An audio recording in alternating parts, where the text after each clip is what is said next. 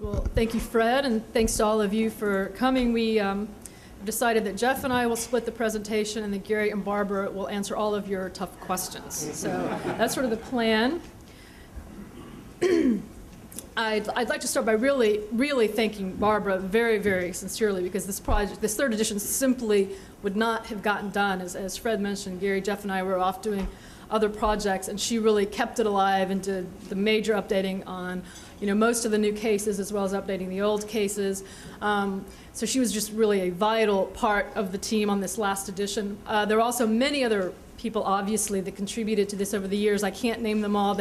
Hopefully we caught them all in the acknowledgments.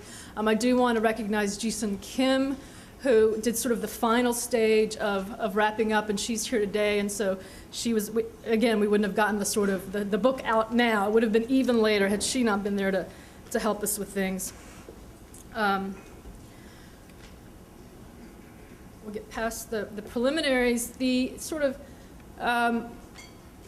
initially when we started this back in the early 1980s, it was after, you probably remember, the Soviet grain embargo by Jimmy Carter, and then we were right in the midst of the pipeline sanctions by President Reagan against the Soviet Union over the crackdown on the Solidarity trade union in Poland, and sort of the conventional wisdom was, sanctions never work. And so we decided to look at that question empirically, and where we've come out over the years is that that's really not the right question. The question is, under what circumstances do sanctions work?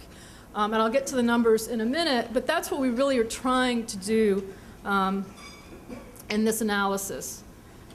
And drawing on history, as Fred mentioned, he's already given you some of these numbers. In this edition, we have what we call observations. There are 174 case studies, but some of them have multiple targets, multiple goals, or in some of the very long cases like Cuba, you have distinct phases. And so we come up with 200 data points from this body of 174 separate case studies that does go back to World War I. We had to cut it off somewhere because sanctions do keep going on and on, so we never would have finished, so we decided to stop adding cases to the database in 2000. But we have compiled, or just sort of summarized, 13 of the post-2000 cases that are included on the CD-ROM, not included in the statistical analysis, but just to give the flavor of how sanctions have continued to be used. It's important to understand that we, as Fred said, we may have missed some, especially between smaller parties, but we tried to be comprehensive. So this is all users of sanctions, not just the United States. And it covers a very wide range of goals. Although we don't cover everything where any kind of sanction has been used. We did focus on foreign policy goals. So for example, we don't include the labor or environmental sanctions that have been used or threatened in some cases, or the Section 301 trade case sanctions for market access purposes. But it's within the foreign policy sphere, a pretty wide range from quite modest, such as getting a political prisoner released, to inducing Iraq's withdrawal from Kuwait during the first Gulf War. I want just a little bit on methodology so that you understand when I talk about success and failure what I mean. We're looking at instrumental goals of sanctions. That is, whether we can identify a change in the policy or behavior, or even of the government itself in the target country. There are two parts in terms of assessing success of sanctions. We want to look at not only that policy result, but also try and assess the sanctions contribution. And obviously both elements of that are difficult. They require judgments. But in the big cases, the really major cases, we rely heavily on secondary sources, and there are typically lots of case studies, and we try and draw the wisdom out of that in making these judgments. The other thing that we try to do is, again, the database is out there, it's available, and we try to be as transparent as possible about what lies behind our judgments, so that if people differ, you can get the database, you can change the results, rerun everything, and see what happens. I'm sorry, trying to be as transparent as possible about it. And then the other thing was having, for most of the period anyway, 3 of us working on this, we always had a tiebreaker if we disagreed about the outcome of a particular case. And then finally, just on that, in terms of talking about the success, we recognize that a lot of sanctions are used primarily for domestic political reasons, because there's a demand to do something when something outrageous happens in the world. We recognize that that's an important motivation. It may, or these sanctions may or may not be effective in that. They may or may not be cost effective, which is probably the more relevant question. But we don't look at those in terms of our trying to assess success and failure. So getting in now into some of the numbers, this shows you the trends in the use of sanctions. These are new sanctions cases initiated in each of the periods.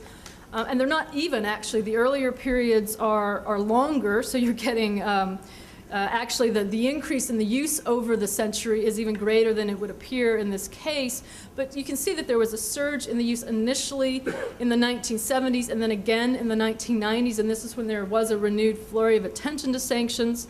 The other key thing about this chart to note is that the white bar, part of the bar in the middle there, are sanctions in which the U.S. is involved, but not unilaterally. And the purple piece on the top of the bar, those are unilateral U.S. sanctions. So while sanctions increased sharply in the 90s, they were not as unilateral on the part of the U.S. as they had been in previous periods. And then the black bit on the bottom, which doesn't vary a lot, is sanctions in which the U.S. is not involved. So you can see that the U.S. Is the major player when it comes to economic sanctions. Just to get who else besides the U.S. and what have been the changes over time.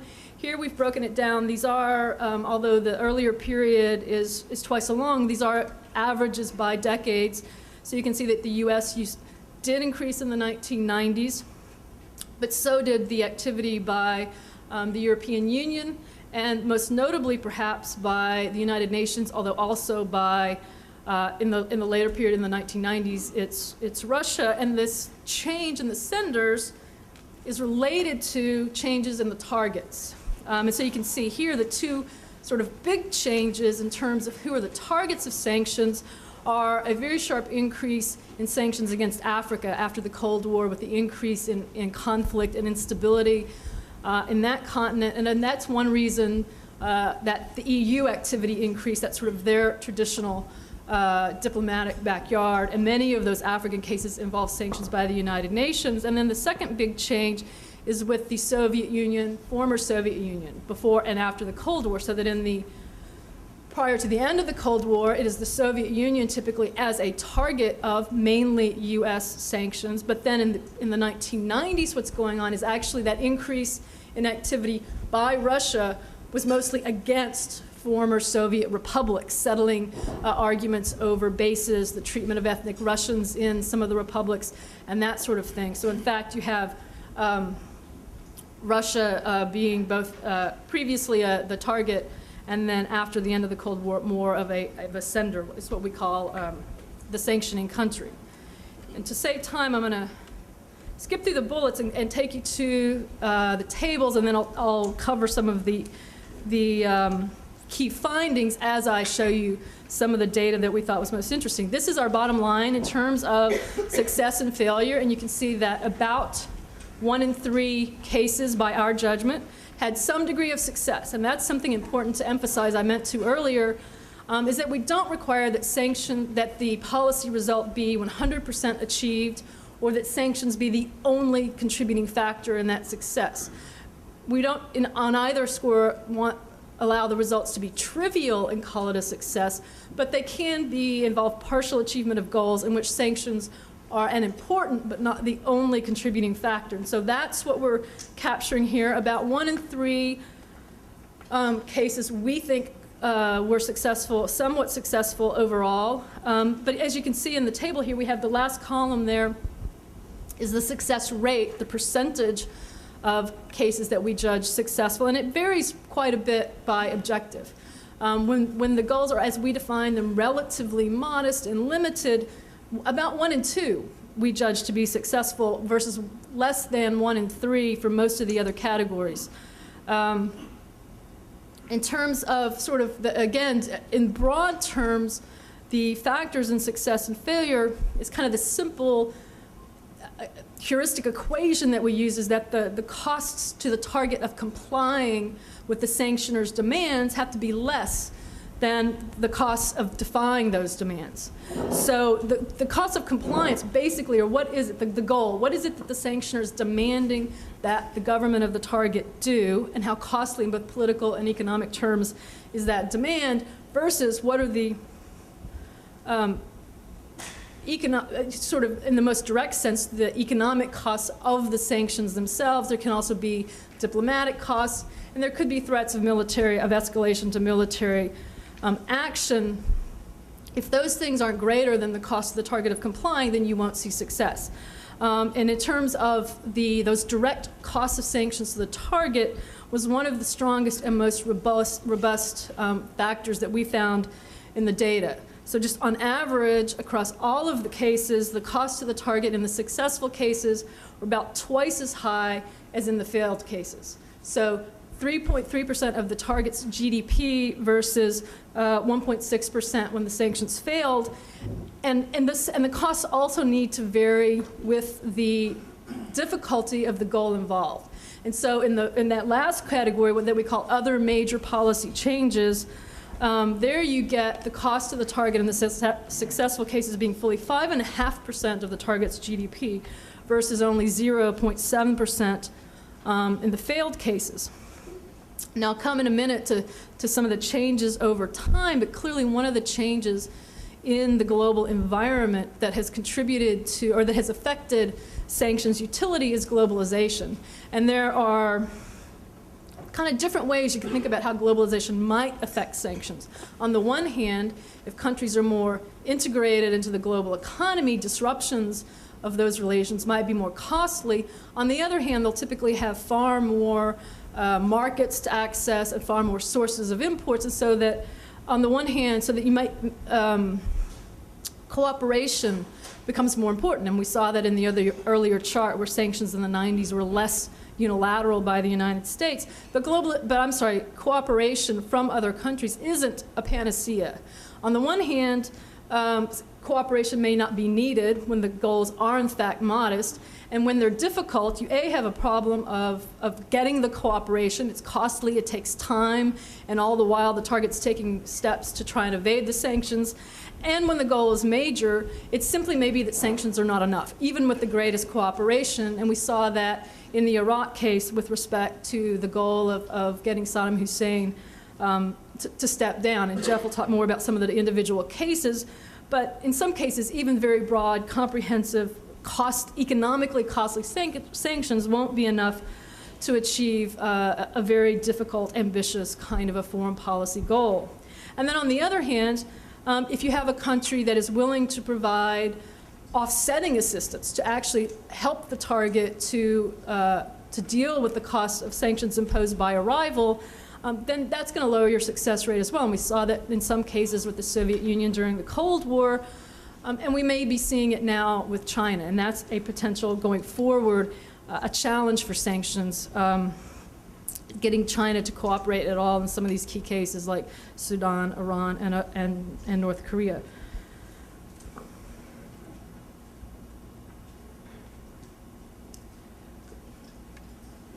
This is one conclusion that is not so welcomed by the diplomats.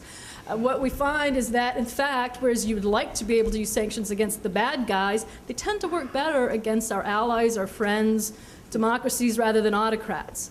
And we have this shows you the success rate by regime type, with autocrats only acceding to sanctions demands about a quarter of the time, a little bit more than that, versus Democrats who will comply at least to some degree almost half the time.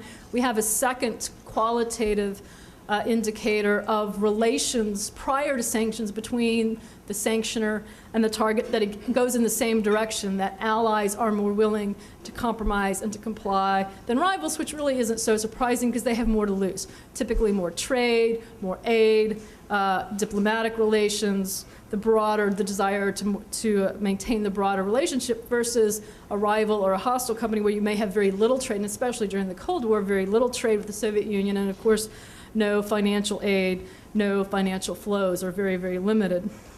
So that's it underscores the limitations of sanctions in some of the more difficult cases involving rogue regimes. It also matters what kinds of sanctions are used, and what we found was that diversified, broader sanctions, combining trade sanctions and financial sanctions, tended to work better than trade sanctions alone, or even financial in combination with just either import or export sanctions. Interestingly, financial sanctions alone were relatively effective, and there are reasons to think that financial sanctions might be more effective than trade sanctions, because you don't, with trade, you have that immediate incentive to smuggle, to get around the sanctions. Prices are higher, and people want to take advantage of the situation. Whereas with financial sanctions, you have more of the element of risk, where it's not, you can't do barter. You are not, delivering a good and getting payment immediately. It's a relationship over time, and with the uncertainty created by sanctions, there tends to be more of a self-reinforcing element with the financial sanctions. A lot of the financial sanctions, we include suspension, reduction, or termination of economic and military aid as a sanction. And of course, those, unless you have what we call a black knight willing to step in to provide offsetting assistance, then the aid, of course, will be irreplaceable. And for many governments, that's a very important part of their government budget. So these conclusions tend to go against two of the one of the fads, and then the favored way of doing sanctions in practice. The maybe fad is not quite a fair, but targeted or smart sanctions are getting a lot of attention now as being preferable to broad or comprehensive sanctions. But what we found in our analysis is that the targeted sanctions don't work better than the broader sanctions, and the broader sanctions, in fact, tend to have a higher success rate.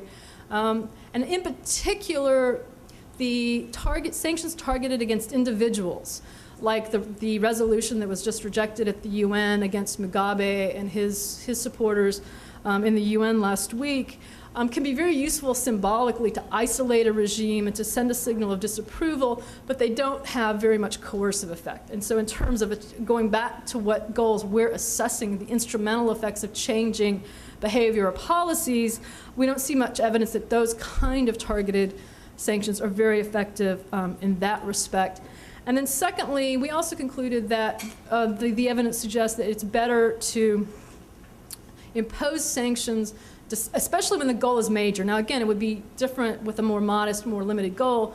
You can probably get away with a more limited sanction, but with the major and the difficult objectives, that sanctions should be imposed decisively to maximize their impact as quickly as possible, and that a turning the screws strategy isn't likely to be very successful.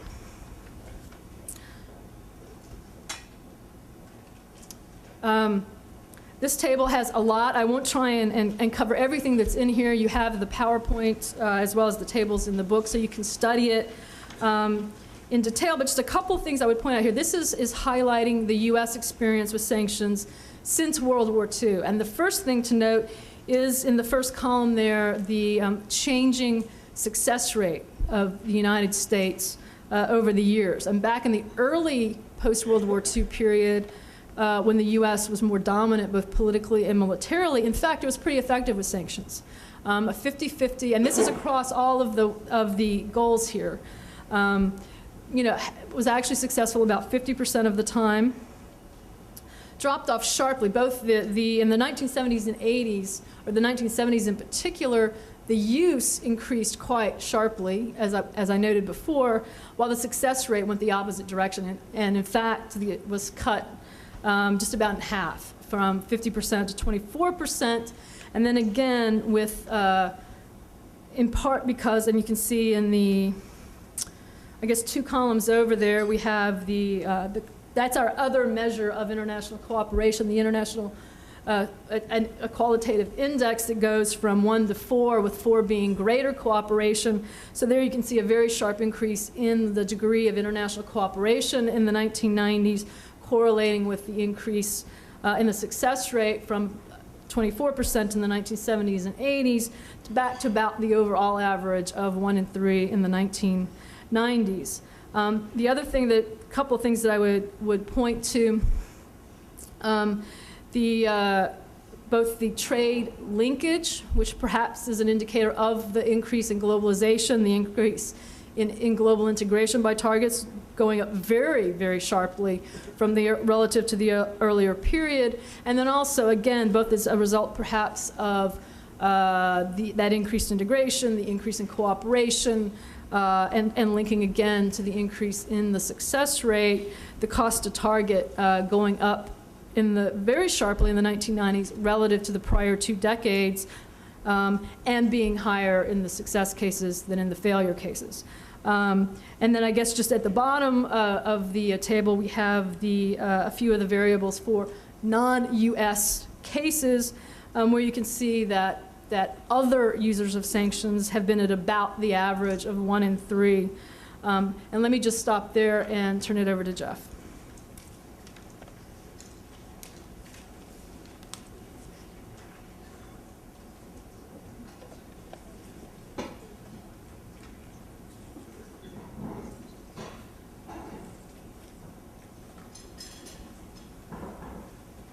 Well,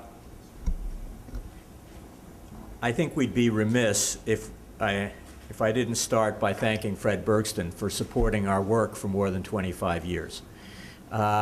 We originally went to him and said, well, we have this short paper we want to do on the U.S. use of economic sanctions. It should be about 30 pages. And the first paper was about 30 pages. And if you go through all of the case studies in this current edition, it's over 3,000 pages, single-spaced. So there's a lot more than we thought existed on the issue of economic sanctions. And hopefully we've provided a lot of grist for a lot of other scholars to do more selective and detailed work on various aspects of these problems. Now, the current volume, I think, is notable in 3 respects. First, it's our first book for 17 years, so there's been a long hiatus. Second, it's the 3rd volume, so we're catching up to J.K. Rowling. Though I must admit she still has a sizable lead in sales, and some might say an insurmountable lead in sales. But we're hoping that you'll be so inspired that you'll go and start buying this book, and so we'll begin to catch up to her.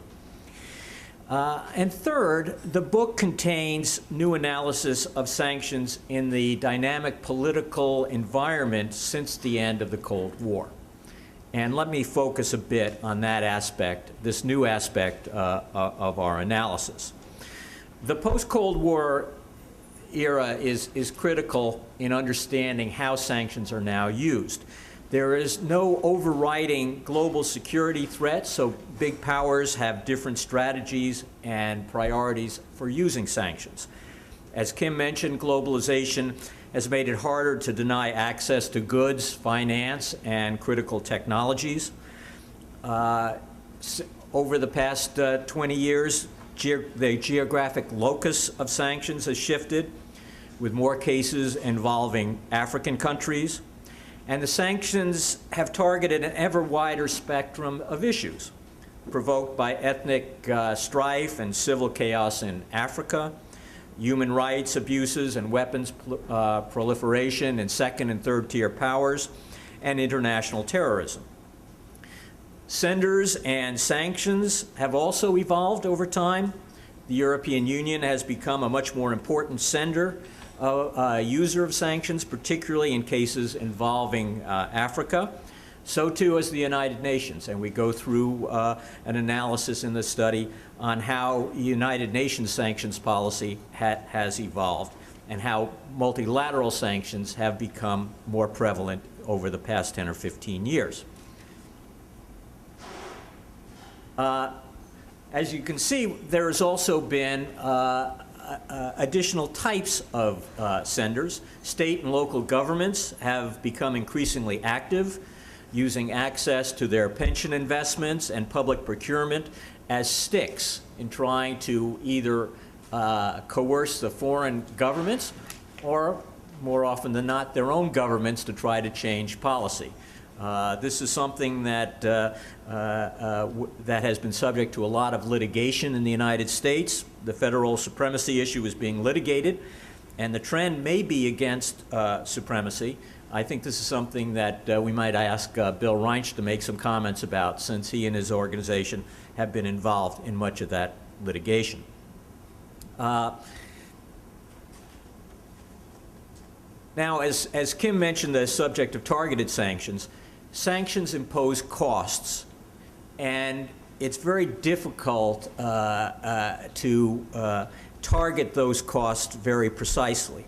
And so the sanctions often hurt innocent parties in the target country and neighboring states.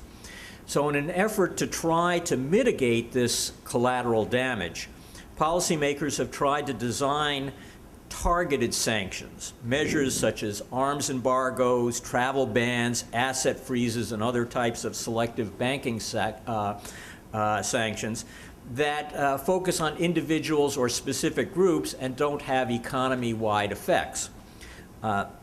As Kim mentioned, the success rate has been about the same in cases involving targeted sanctions as the overall success rate in our database.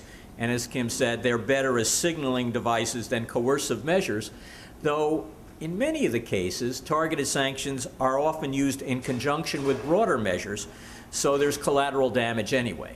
And indeed, if you look at a number of the cases, whether it's North Korea or Iran, we have some targeted sanctions, but also some broader measures.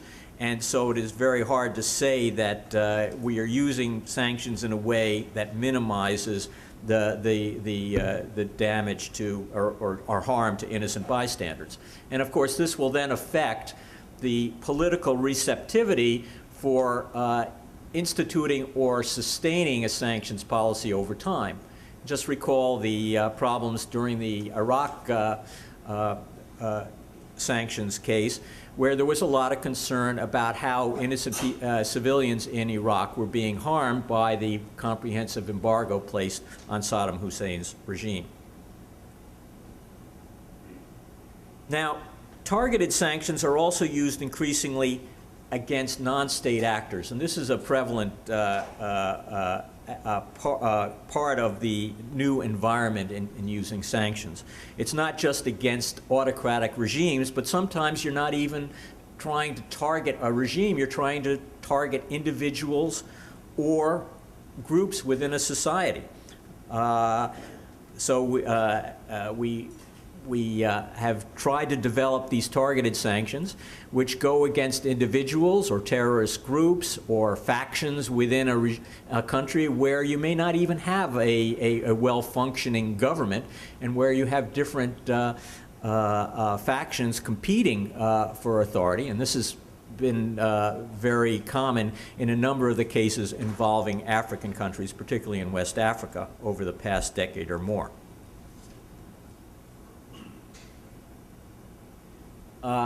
Let me just spend a moment talking about some of the high-profile cases that I think are probably on most people's minds: Iraq, Libya, Iran, and North Korea. Now, the Iraq case, and indeed this is explained in great detail in our case study in almost 100 pages, shows a partial success.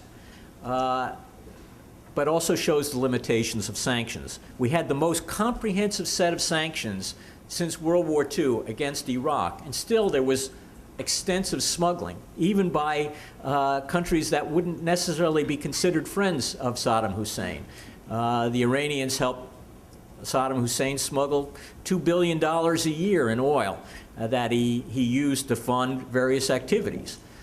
Fortunately, he decided to fund his palaces more than the continuation of his weapons of mass destruction programs.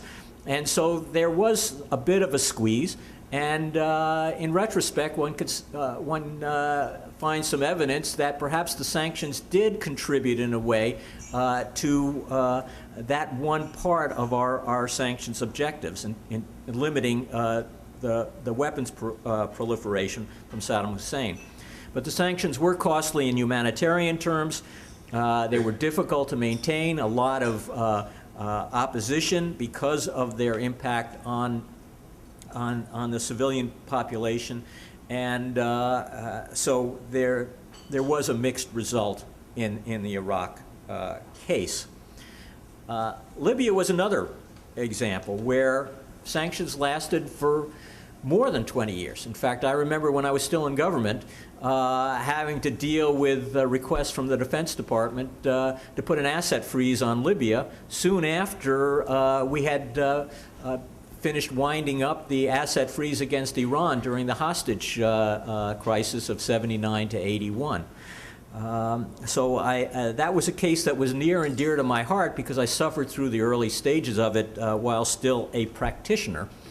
And it took a long time to show results, where Gaddafi finally began to move against financial support for terrorist activities, and eventually agreed to surrender as suspects in the bombing of Pan Am 103. But sanctions were not the only tool involved in the pressure to get the change in policy in Libya, but they certainly had some impact on changing Libyan perceptions of the relative cost of compliance. But this took place over an extensive period of time. Then we have Iran and North Korea, and where we have had unilateral sanctions in place for decades with little effect on the main policies we were trying to influence.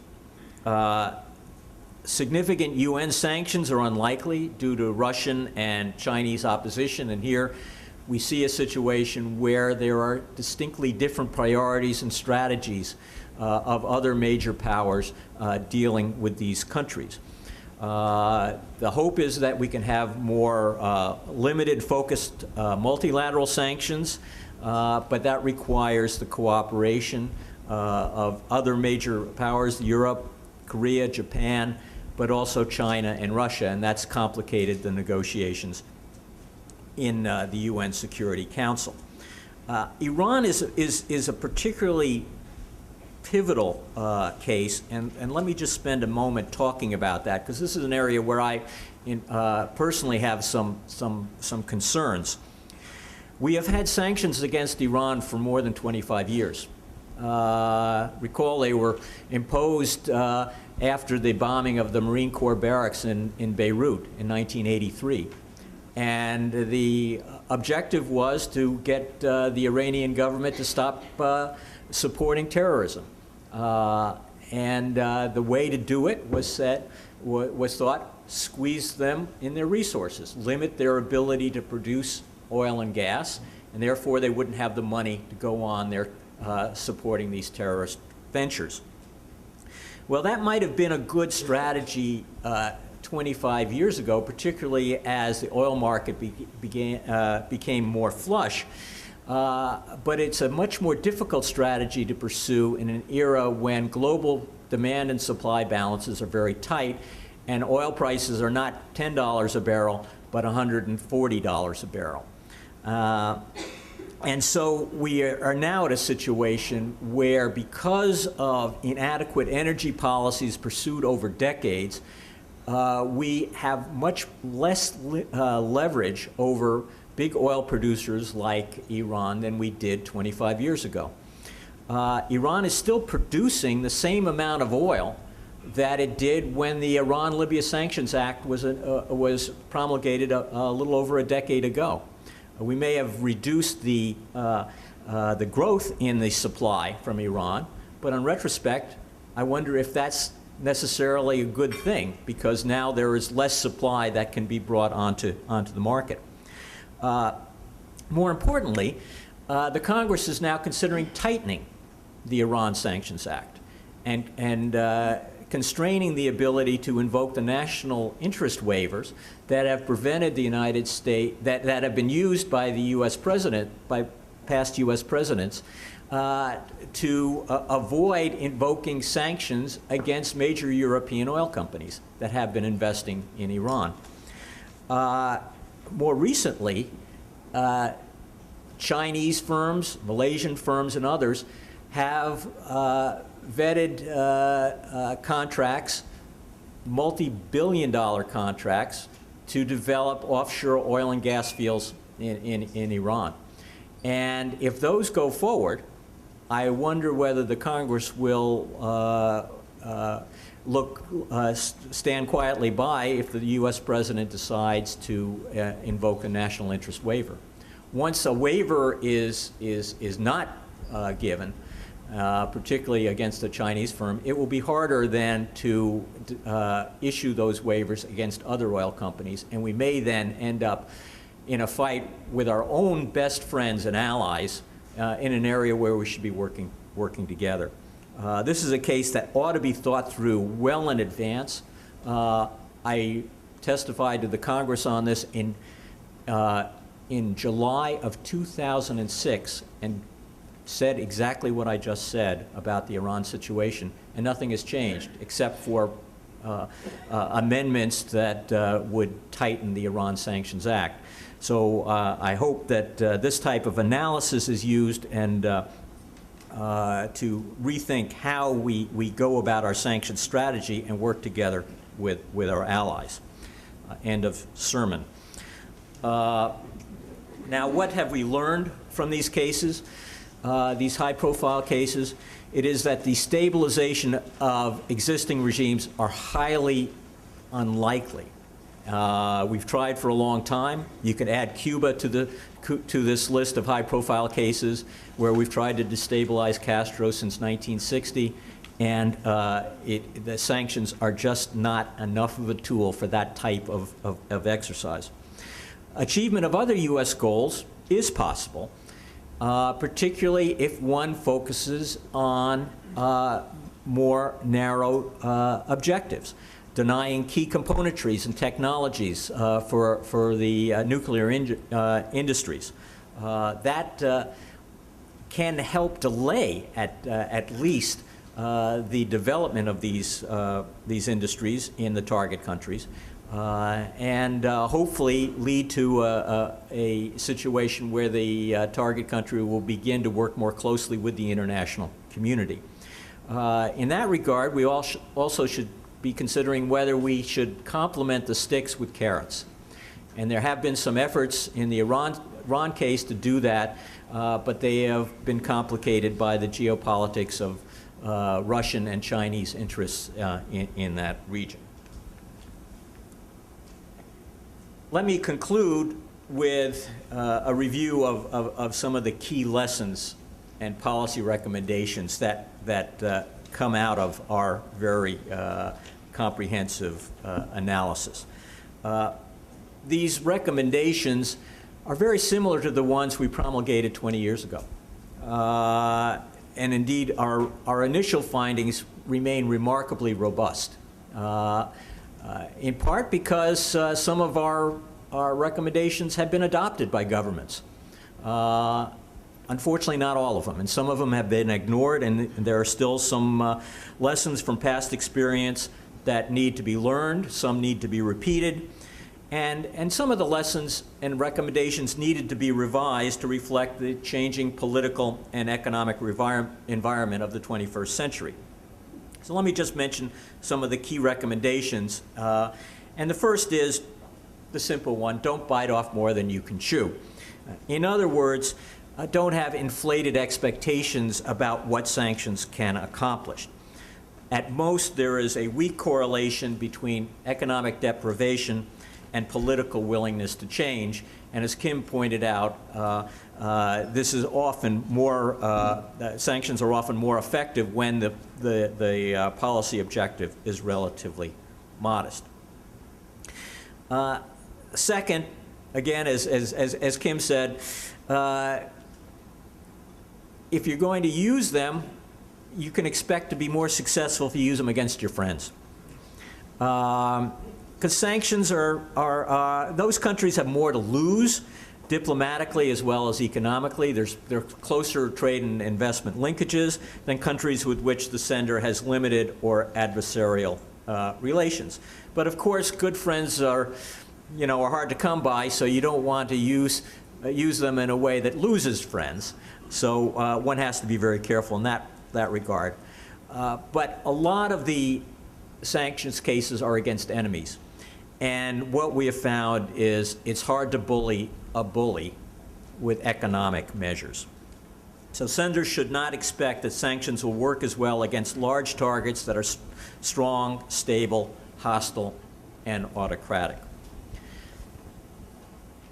Then, this is a lesson, slam the hammer, don't turn the screw, that runs afoul of diplomats.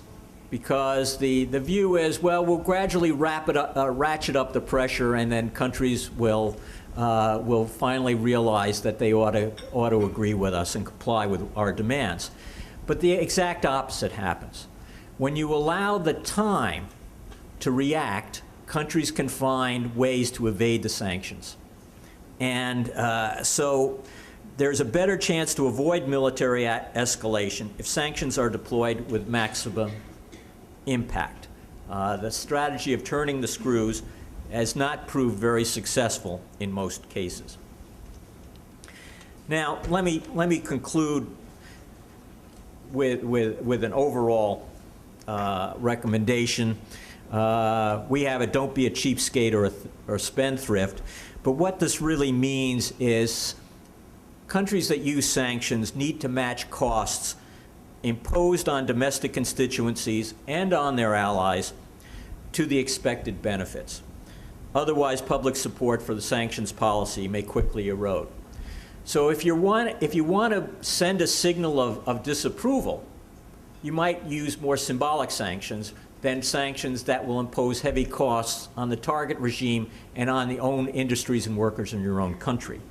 If you think that the sanctions can have a coercive effect and change the foreign policy, then it might be worth the investment in both harm to the target economy and pain for your domestic constituents if you can get the job done.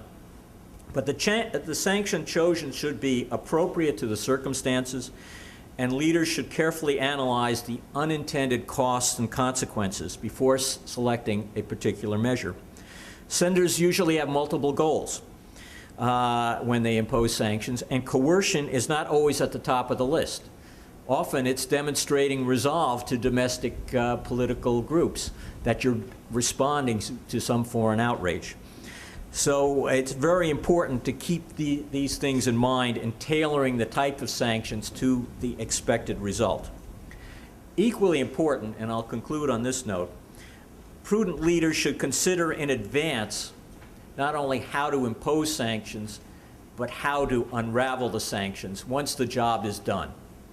And that's something that we are much less good at than in designing the regime in the first place.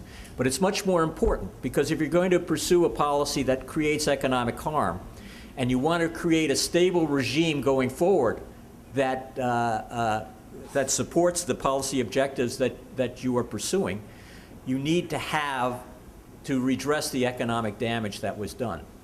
And we've not been very good at that. That's part of the carrot story that requires budgetary appropriations. But it is an important part of the planning, carefully part of the recommendations that have been central to our work from the very beginning. Thank you very much.